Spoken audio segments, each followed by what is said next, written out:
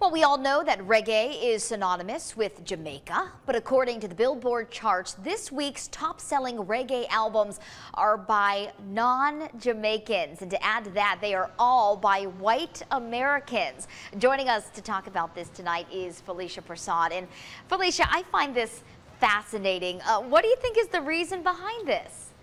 It really is a fascinating story, Cara. I think it's all about the gentrification of the genre and also the impact that Bob Marley still has all these years after his death. These are all white young guys and groups that grew up on Bob Marley, and they've been singing indie reggae in the underground for years, and now they're basically coming out on top. We've got a group called Christafari entering this week at the #1 spot. They are a roots reggae group, and they sing reggae that is more of the spiritual side. And then you've got Josh Heinrich. He's been around forever in the indie reggae scene. He's actually entering at #2 with Rooftop Sessions, and they're all in the #5. So 7 out of the top 10, they're all white, they're all non-Jamaicans, all Americans, and they're all taking up the top 7 of the 10 spots. Wow, we're showing some video now of Fortunate Youth. That is just one of the groups at the top of the Billboard charts this week. Felicia, have you had a chance to listen to any of these groups? Are they any good?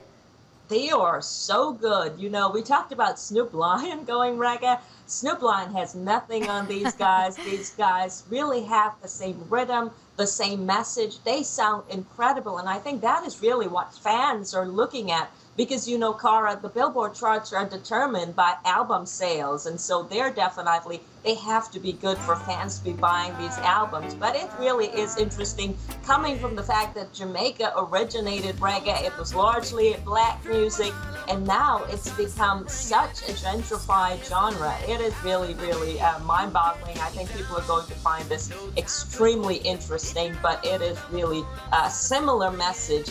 Very, very good rhythm from these guys. So great job to all of these guys. Yeah, we're listening to some of the music and seeing some of the video now by Revolution, another one of the bands that was at the top of the charts. Lastly, Felicia, what's the reaction from Jamaican artists?